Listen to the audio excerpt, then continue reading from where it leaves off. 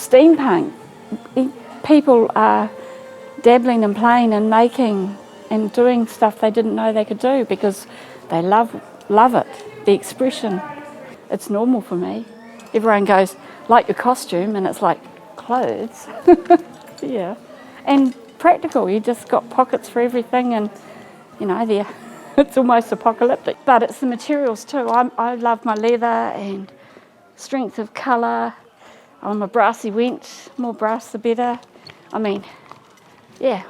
And some of steampunk is like everyone's always dressed up and you have a hello, how are you, and get tangled and just have to hang out a bit longer together. Not speaking for everyone, but the punk aspect of it is any rules, any attitude you like. So, but then the steam aspect relates to the Victorian styling, aesthetic materials of their day. So, and then that's pre-electricity and plastic. That's what I like, and their ethic, that everything was overly ornate, and it wasn't just serving a purpose. It was pleasing to the eye. So yeah, that's why we're so overly ornate. It wasn't its own genre, but it was an area that crossed boundaries between actual Victorian and fantasy. Fantasy cosplay. And so they took the steam elements, and then they didn't know what else to add to it so they just loosely termed it punk.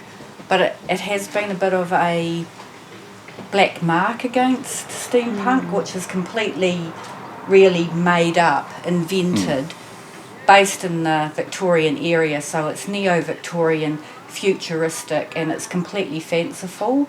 It's it's really interesting when we hear people say about a philosophy of steampunk, because there's many philosophies of steampunk as there are people that participate in steampunk. It's a world of exploration of uncharted areas. It's of airships and submarines, of ray guns, of strange and unusual places in the world yet to be explored. There's fantastical creatures, lost civilizations, Time travel. Yeah, it's a fairly mixed bag. And we're not being theatrical, we're not being anything other than ourselves. And if people ask us, we tell them about our backstory. Oh yes, we're from, and I'm a sky pirate, and I jump off my ship and scoop up what I want, slip through a place in time, pick up what I want, and then slip back through a place in time and onto my ship. It's worked every time. Here I am to prove the point, type of thing. So it's as much or as little as you want to make of it. You can walk down the road dressed like this, being equally SCP, so that nobody actually sees you, as it were, or you can embrace it and share it and indulge in the outcomes. Oamarovians have been playing Victorian for years. This is a Victorian playground. All our lovely old architecture and history. It's an old town for New Zealand. It was settled with grand gesture and big ideas once upon a time off the wealth of the land. And colourful, creative people. It's just that they're my ilk. I like that, the creative aspect, yeah, and colour. I also really enjoy science fiction and fantasy, and with the whole sort of future that never was, in our time travel sort of philosophy, all the stuff that it all feeds into steampunk. And it was actually my late wife who got us into it. She really jumped in the deep end, and I followed. And it just meets everything that the whole creative thing. The people are a really big part for me. I really consider, well, certainly everybody who's with me here and a whole lot of other people are really family. It's like a steampunk family to me. I have really close relationships with all the people. So. And it was one of the big themes, or the big requirements of us, is that we don't judge, we encourage, and that we're accepting. Well, they're all individuals, and everyone brainstorms and reflects off each other and compliments each other because they're all just doing their own thing their own way. Like we had a masquerade street party last night, and it was boogie in the street and lights and giggles, and because we just needed a playtime after being locked down. On my phone. And so they come over and had a go at me. Oh, you're steampunk, what are you doing with that? And the way I explained it was, well, it's time travel. We travel through time. And I'm here now using my phone. Simple as that. Yep. And that's one of the points of steampunk is it doesn't matter what time you're in. You just adapt and you use and take whatever you can with you. And I made a beer tankard, a steam-powered beer tankard. And I took that along because it was just sort of a showpiece. It was made up very quickly. And people were going, oh, that's steampunk. And so I did a lot of research on that. And it was just, oh, there's a whole new world opened up to me. This Jules Vernean world of of a dystopian, Victorian-themed world, which I thought it was just amazing. It really captured my imagination. It's a Victorian dystopian world in that how would the world have developed if petrol technology hadn't taken over? And the technology of steam but also involving modern technology like your USB drives, your cell phones, your motor vehicles, how would they look and how would they be part of society in a Victorian themed and designed world? Just look at it this way, if Queen Victoria had access to elastic, she wouldn't have had button-up knickers. So we feel quite justified using elastic safety pins, Velcro, whatever. Because button-up knickers sound like a pain.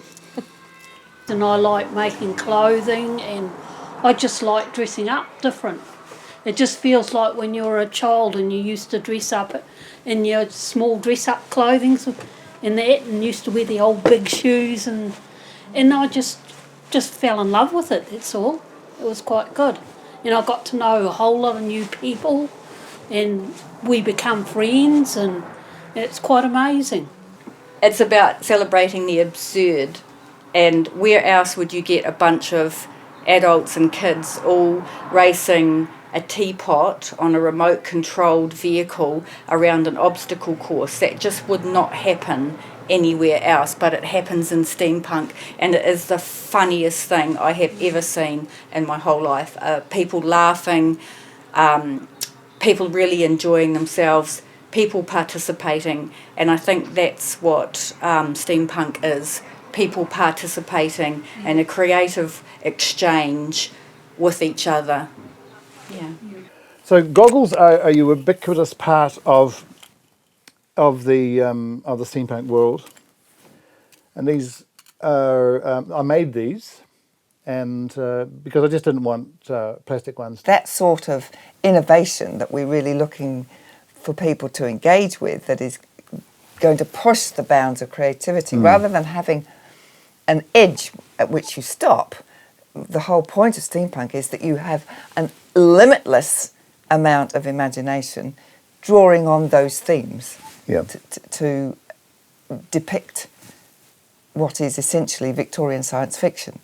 Think of things like the big railway stations in England and that, where they have all the beautiful columns and great big archways and filigree everywhere, and it's just much, much nicer than modern architecture, and I think really that's probably what appeals to a lot of us. Yep. Plus, a lot of people quite like the hiss of I'm not that worried about that part, but I like the architecture and the aesthetic. Yeah. And back in the Victorian times, steam gave the general person wanting to do work the ability to do a lot more work. And we've followed through, of course, and developed all sorts of other technologies after that.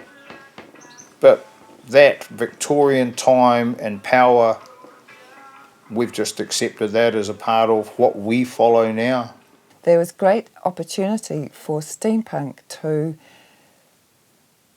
be a flag flyer for sustainable or alternative ways of approaching technical problems that we're having today. It's not my forte, but I feel that that level of creativity could be drawn somehow to have more innovative and more lead at a charge at sustainability, but I haven't seen it happen anywhere. It seems to be sort of more involved in people's own development and character rather than that wider global field, but that might be a story for another day.